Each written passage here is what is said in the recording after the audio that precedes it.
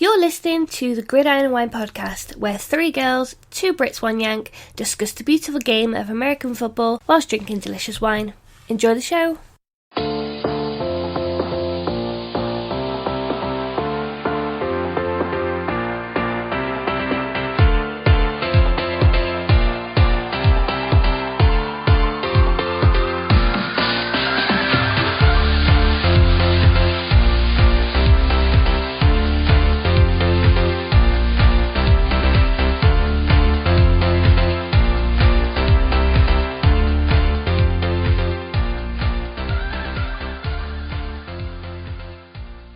Everyone, and welcome back to the Gridiron and Wine podcast.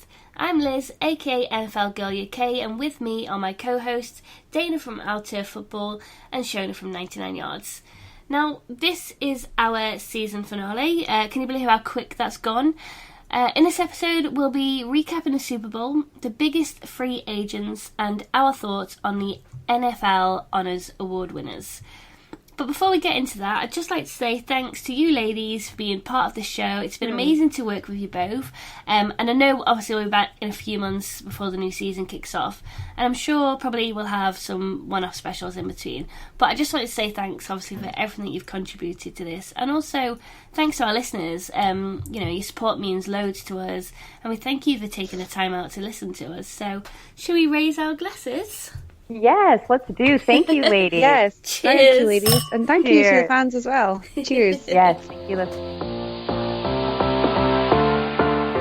Okay, so obviously last night was the Super Bowl. I had a little bit of a different Super Bowl party than normal. I'm a bit under the weather, so it was all about PJs and duvet and holding my cat hostage in my bedroom. But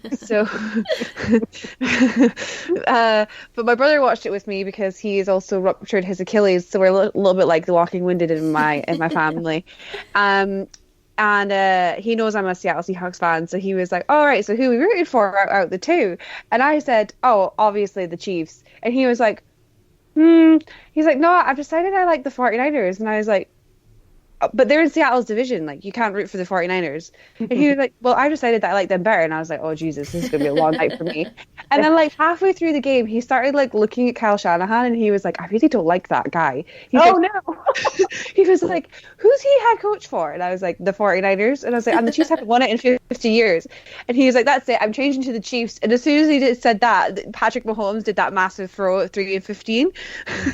Yeah. So it's like, so I think whoever Martin started rooting for were winning at that point, so it was kind of insane. Anyway, that's just a little anecdote I have for the game. He literally changed allegiance in 2.5 seconds after the Mahomes throw. But yeah, so the Chiefs scored 21 unanswered points in the final quarter, which I think is unreal considering that the 49ers defense have been so incredible this season. They probably have been like the best defense, I think, in the league. Obviously, Patrick Mahomes is at 24, is now the youngest quarterback to win the Super Bowl. And like I said, mentioned, it has taken them almost like 50 years to win one. So I think it's incredible, and it was an incredible game. It was much more exciting than last year, and I'm glad I stayed up to watch it, even though I'm a bit under the weather. What did you ladies think?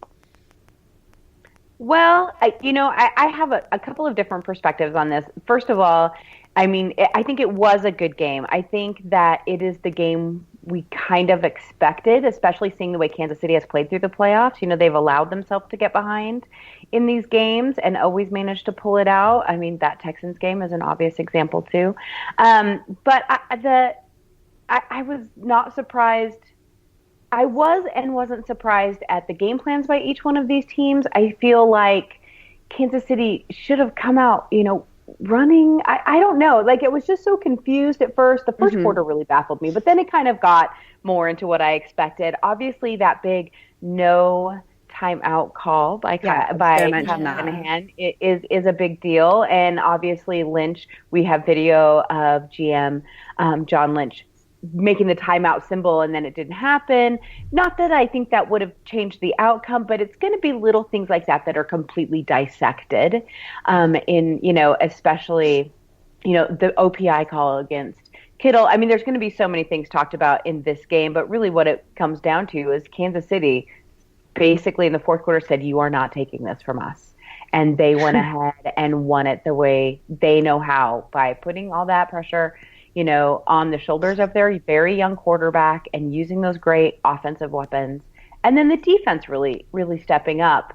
Kansas City last year, their defense took a lot of flack for the way that they played, and they really overhauled that defense this year, and it showed up in this game. But here's my biggest perspective, and we can talk about the game all you want. I live in Kansas City. I'm a Seattle Seahawks fan. I grew up on the West Coast, but I have lived in Kansas City for almost 20 years now. I cannot tell you what this town has been like for the last week. It's pure chaos, constant pure chaos.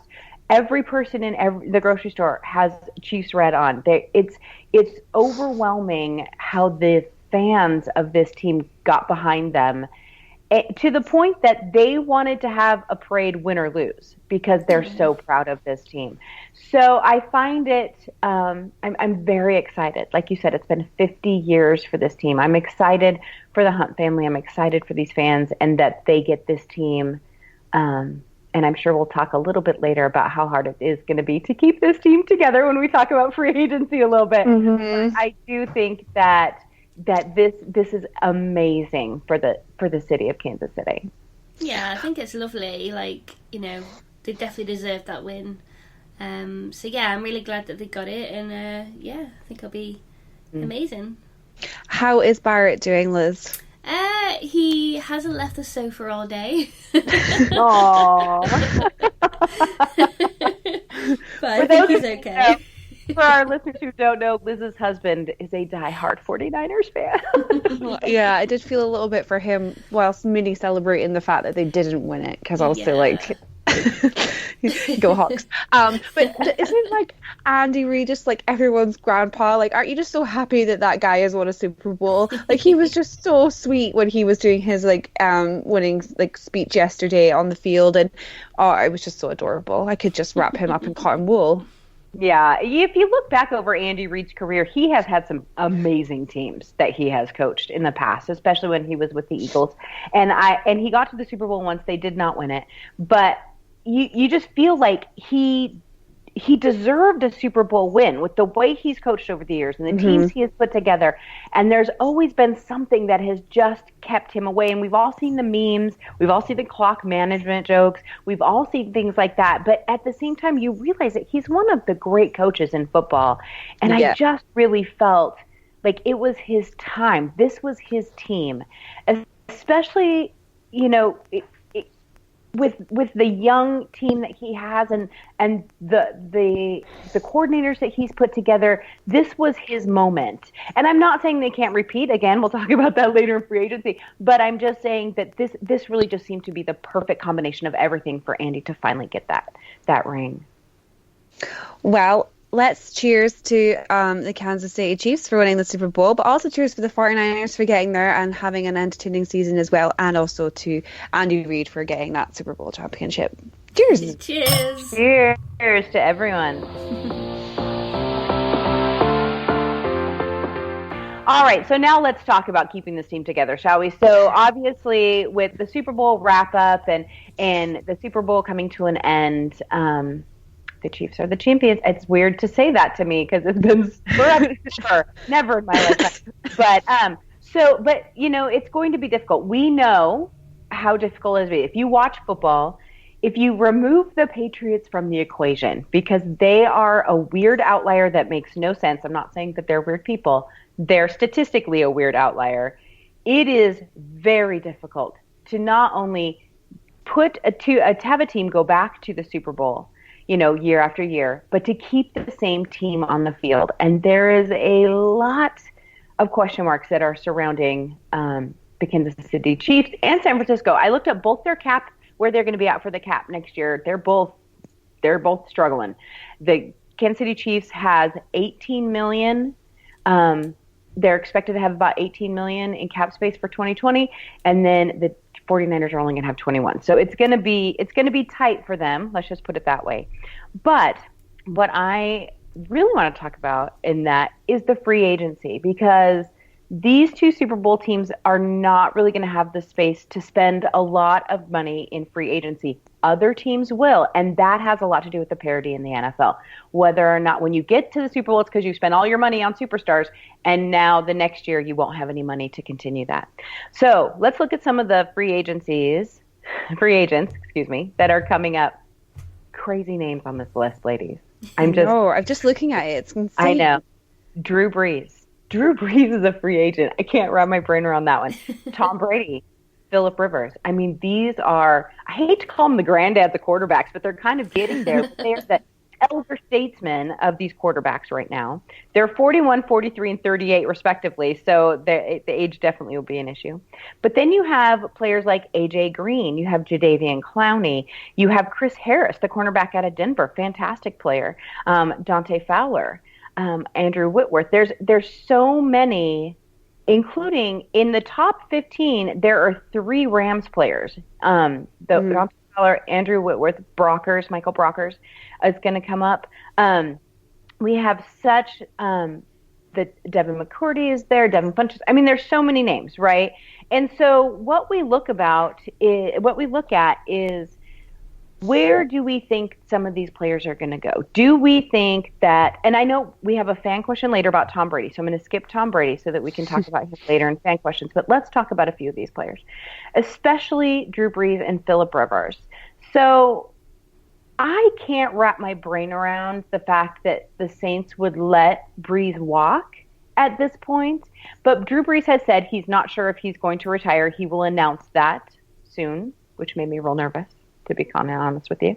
Phillip Rivers isn't going to retire. He's going to play somewhere. I don't think it's in LA. He's already moving his family. Like, he's out. Like, he's going to go help some other team. But if you guys, especially with those quarterbacks that are coming up, we have, some other players too, Ryan Khalil. We have, a few of Teddy Bridgewater. How can the Saints not have it? Okay, so anyway, that's another conversation. If you guys are looking at some of these top, free agents, do they stay? Do they go? What do you think? I can't see Drew Brees leaving the Saints. I can't. Not Teddy Bridgewater and Drew Brees. They're going to have to keep one of them. But then how do you let Teddy Bridgewater go? I don't know. That's like a conundrum, isn't it? That hurts my brain for them. But yeah, I mean, Phillip Rivers to me was kind of obvious because I kind of said halfway through the season, I feel like it's partially his fault that the Chargers aren't doing so well, which agreed. So I'm not surprised that the Chargers have decided to move on from him. Like, I feel like there's a lot of good prospective quarterbacks coming up in the draft as well, which we will talk about because there is a fan question coming up. So I think they're right to try and go in a different direction, under center. To me, that's makes sense. I'm interested to see where Dak Prescott goes. I don't know if he will leave Dallas now that obviously Jason Garrett has moved on. They could the Cowboys could still franchise tag him, I believe. Is that right? Mm-hmm. Yes. Yeah. So I don't know if he'll go anywhere, but I am quite fascinated to see what happens because Dak is quite a good quarterback in my opinion. Maybe not as good as Liz thought. Yeah. Tell you deserves like 50 million. But he is good, just maybe not 50 million good. Yeah, I don't know what I would do if what would happen if the Saints just went, you know what, actually, Drew, Teddy, thanks very much, but we're going to go in a completely different direction. I can't even know what I would do if that happened. I know. It just doesn't seem their nature, right? They're going to keep, and they have so much respect for both those players. But yeah, it's definitely possible. We are in, and we've mentioned this throughout our podcast all year long. We're in a changing of the guard. We are in the flip over time, where you start to flip over for the new. And there was a great quote this morning, I think it was on Good Morning Football, where they said, you watched this game last night and you realize that the game is in good hands. It's not like with Tom Brady and Drew Brees and Phillip Rivers and Ben Roethlisberger and those guys, starting to get to the point where they're going to be leaving the game, that then we're going to have a void. We're not. There are some amazing young players. And so that's very reassuring for football fans. And yet it's still a little hard to wrap your brain around. I was looking at the teams with the most cap space. And let me tell you, Kansas City's ranked 25th, just so you know. I mean, they're going to have San Francisco's at 23rd. They're going to have a time keeping those teams together. But the teams who could, really make a splash, Tampa Bay is number 1. Then we have the Dolphins. So Tampa Bay has I believe almost $85 million in cap space. $85 million for Bruce Arians to play with. That's crazy to me. The Dolphins are 85.5. Isn't their quarterback in free agency as well? Well, Jameis Winston, he's definitely not going to have a job in Tampa Bay next year. That's a question in any way, shape, or form. Then you have the Dolphins at $84.5 million. The Colts, if they can really get Jacoby Brissett rolling, if they decide to do that, there's this nice little rumor that Jacoby Brissett might be end up back in New England, but that's a whole other thing. That could be that's a lot of space. And then 4th is the Bills with $80 million. Then 5th is the Cowboys at $73. Then the Seahawks at $60. The Giants. And so if you look at some of these top 10 teams, they have a lot of their pieces together. They have a lot of the things that they need. They just need those extra little bits. I mean, the Bills, as far as they went, they still have $80 million in cap space is insane. And so I think this free agency is going to be a lot of fun because those teams that were already right on the edge of doing well and having the season that they want have a lot of money. They have a lot of money to play with.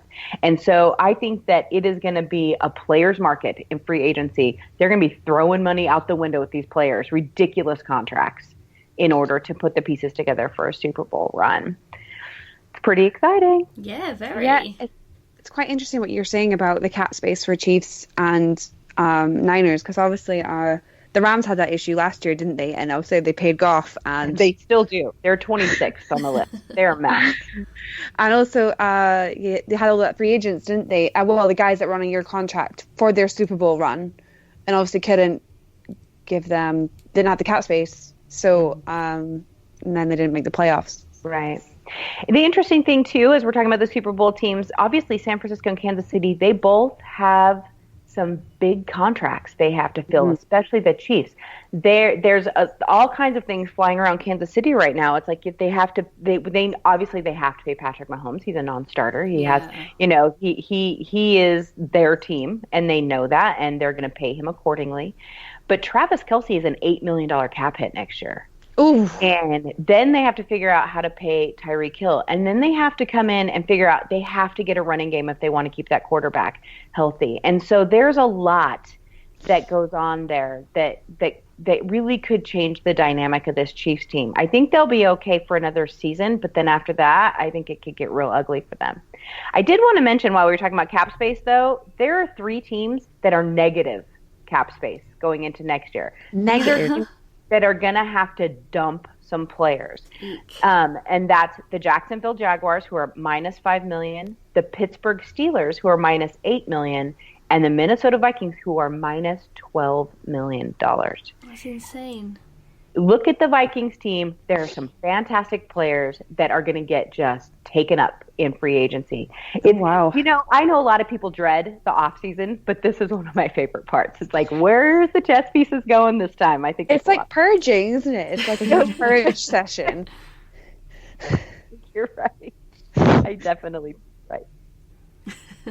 So I want to go ahead and say cheers to all the free agents out there. I want you to go get your money. Go make it wherever you can get it.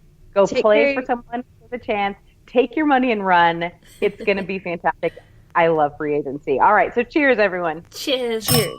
And as Lynch says, take care of your chicken. Yeah, and your men.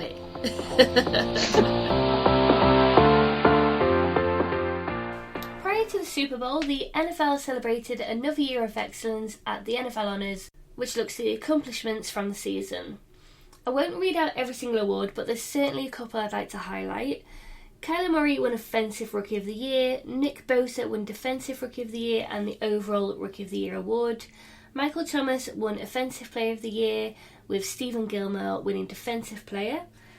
Ryan Tannehill was announced as Comeback Player of the Year. Seattle Seahawks wide receiving team won Best Celebration for their NSYNC Bye Bye Bye dance. Baltimore Ravens coach John Harbaugh won Coach of the Year. Jacksonville Jaguars lineman Calais Campbell won Walter Payton NFL Man of the Year. And finally, Lamar Jackson won Most Valuable Player. Now, did any of these shock or surprise you at all?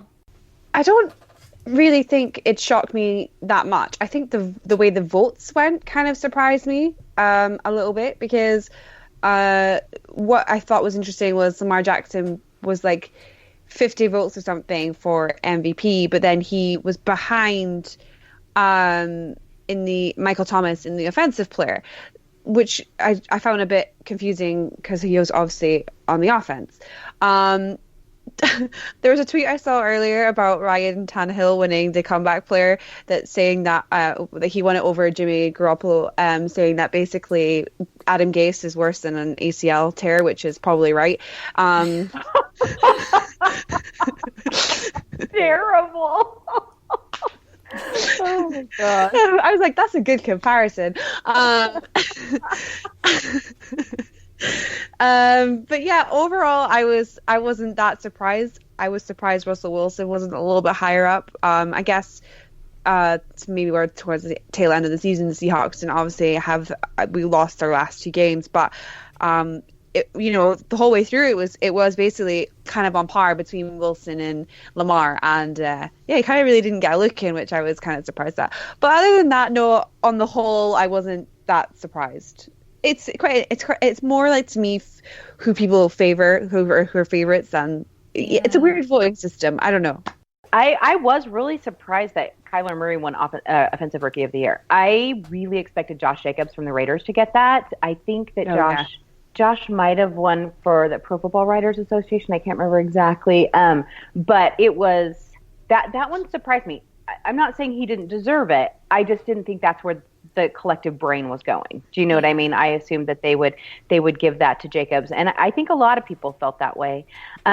We all knew Nick Bosa was going to win it all. We all knew that Lamar Jackson was going to win MVP because they decided that in week 4. I mean, that's how far back this goes. You guys, we were talking about these awards at the beginning of the season, which is baffling to me. I hate that.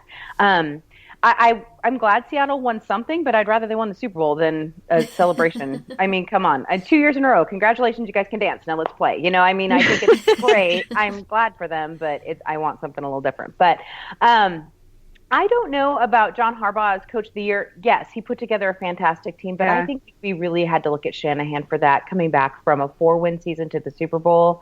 I feel like there was something deserved there too. But again, like I said, they decide these too early. This is a full season. Yeah, it's supposed to be for the regular season. I get that, but I just think that we talk about this and analyze it and decide it way, way too early. And so we'll see. Now, I do want to say one thing about Calais Campbell. So I have been lucky enough to go cover the Pro Bowl for the last 2 years in a row for Our Turf Football. And I go down to Orlando and I spend, all the practices with these players and I get to talk to them. Calais Campbell is seriously one of the kindest people I've ever met in my entire life.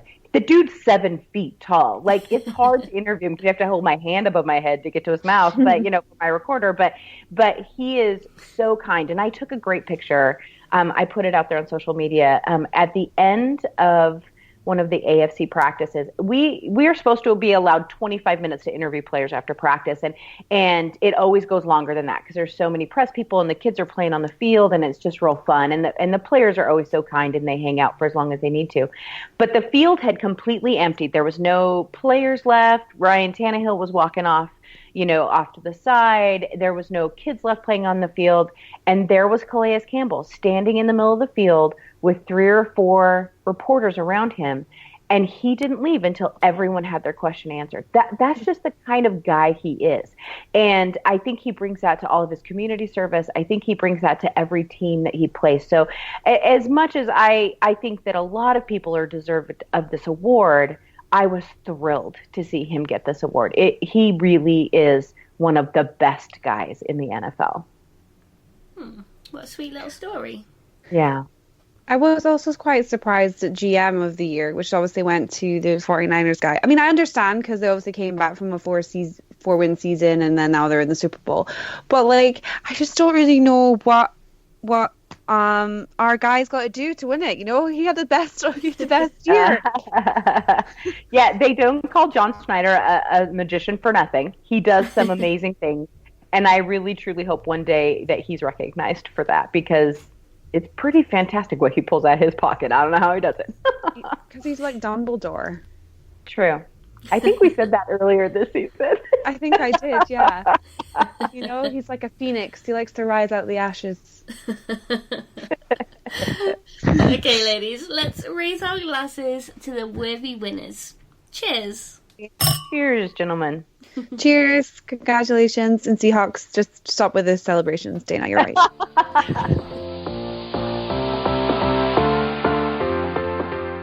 Okay, ladies, before we end the show, we've got some questions from our listeners. Chris Lawton asks, who is the one person not in the Pro Football Hall of Fame that you think really should be, and why? So we've talked about this question for the last couple of weeks, because Chris gave it to us a couple of weeks ago, and I was trying to mull it over, and we've talked about it. This is an impossible question.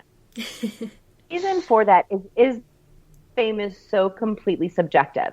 Now, you can say, you know, because it's different eras, because it's different ways the game is played, there's too many wide receivers stacked up, because there is. The stack of wide receivers is huge, waiting to get into the Hall of Fame. Then you have team bias, and you have, you know, side of the ball. Are you more of an offensive person, or are you more of a defensive person, you know? So I think that this is truly an impossible question. I commend him for giving it to us, but I just think it's way too subjective to actually answer. Here's the thing.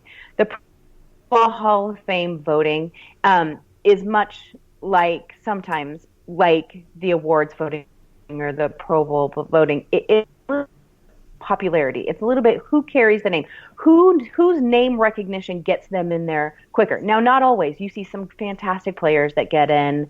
You know, Ray Guy. When Ray Guy got in, half those people didn't even know who he was. Do you know what I mean? And so I was so thrilled, but it took him years to get there. And so I think that this is too difficult. Plus, we have to remember that there's only so many people that can make it to the Hall of Fame. And so I think this is a really hard question that probably every person would have a different answer for. And so I'm sorry, Chris, I know that's not the answer that you want. I think it's just too subjective. But I also think that eventually the people who deserve to be there do end up in the Hall. Our next question is from Stuart Taylor. He asks, how much do you get invested in or pay attention to the Combine and the draft season? So I think we should all answer that one, and I will start. So I don't pay too much attention to the Combine.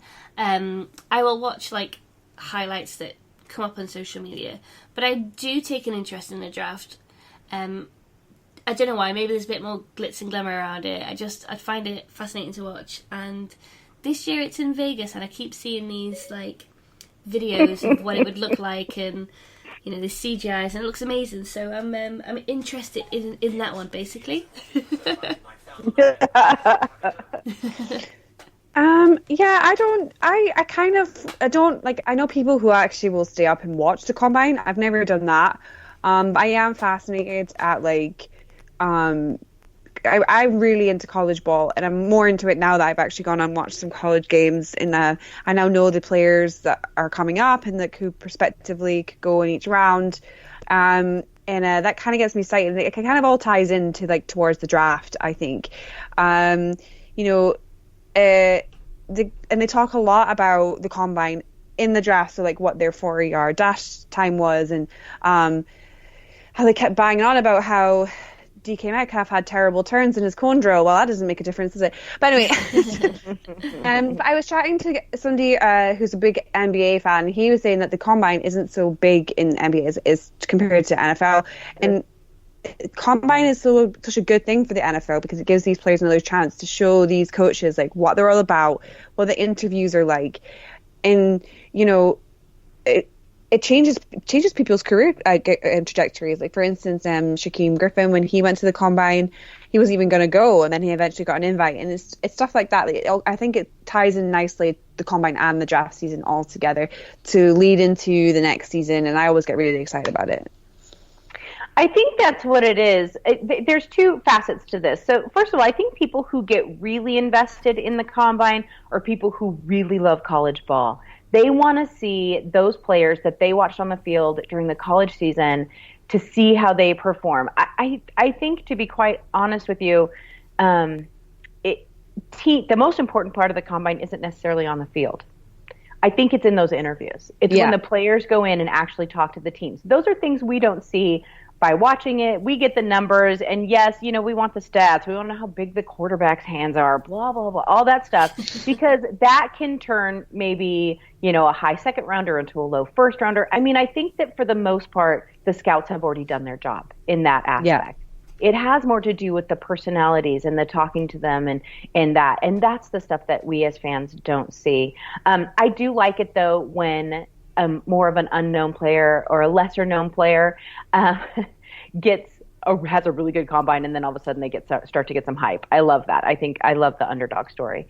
That's the American in me. We just like it like that. But when it comes to draft, I will tell you, there's a whole industry surrounding mock drafts, as you guys well know.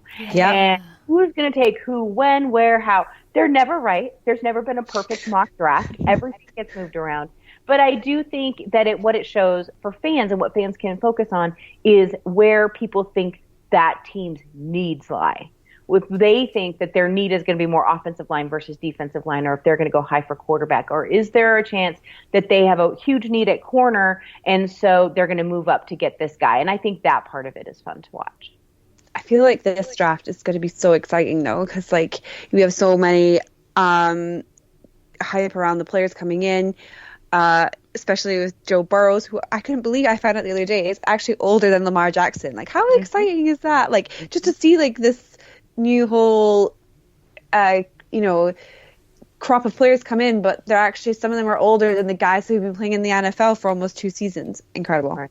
I think it's cool. And the final question is from Graham. He asks, with New England reportedly wanting to pay Brady $30 million in order to keep him, do you think he'll continue with the team and management to go all out in terms of the weapons he needs for a 7th ring? He also asks, who do we think wants to pay the $30 million? Is it Belichick or Kraft? And finally, regardless of the outcome at the end of the season, do you see Brady and Belichick returning once again? I never saw Brady leaving, and then he did that really embarrassing tweet and tried to make it out like he was leaving, and then it ended up in this really corny advert. And I'm like, oh, this is why Tom Brady annoys the living daylights out of me, because of that. Yeah, I never thought he would leave. I think re-signing him to $30 million at his age seems a bit extreme, doesn't it? A little bit extreme, in my opinion. I thought he's getting older, and I thought he was regressing a little bit last year. This season, and I feel like they will need to build around him more to give him that chance of that 7th ring. I think Dana would know a little bit more about me in terms of their cap space if they are able to do so and are able to get the players in to help Brady, because their defense wasn't the problem, I don't think. No. They were amazing. I thought it was more the offense, and like I said, he's 42. He's not a spring chicken anymore. Yeah.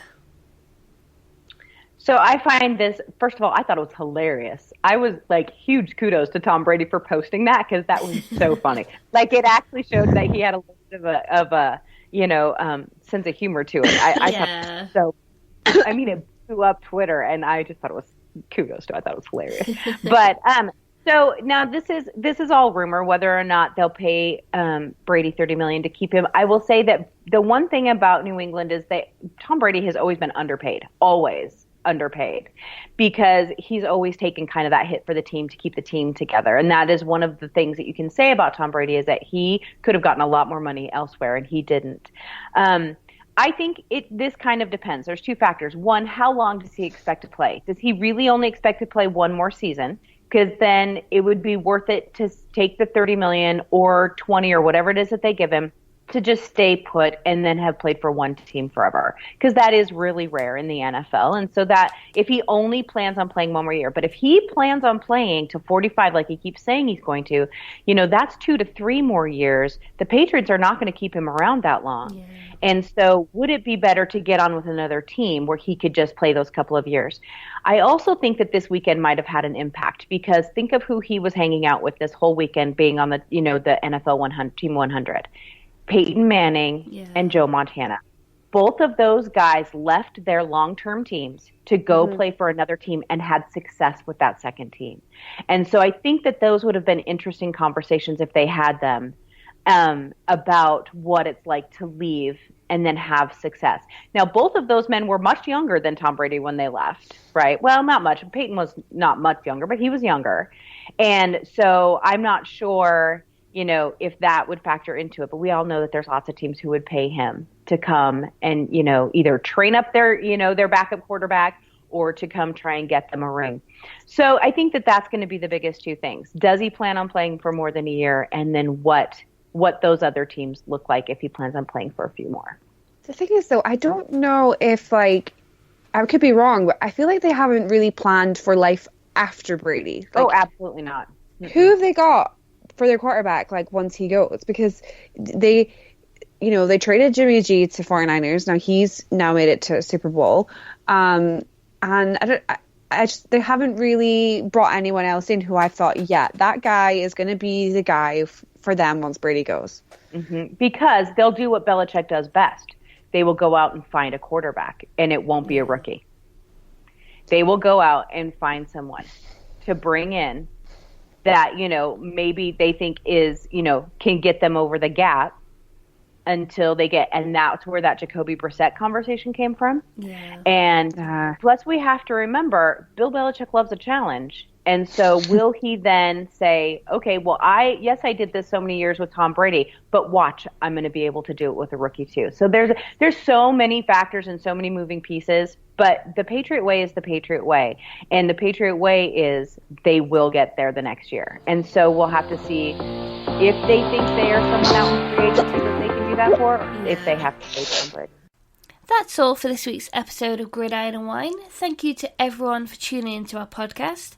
If you liked what you heard, be sure to rate, review, subscribe, and of course, tell a friend about the show. Until next time, thanks for listening.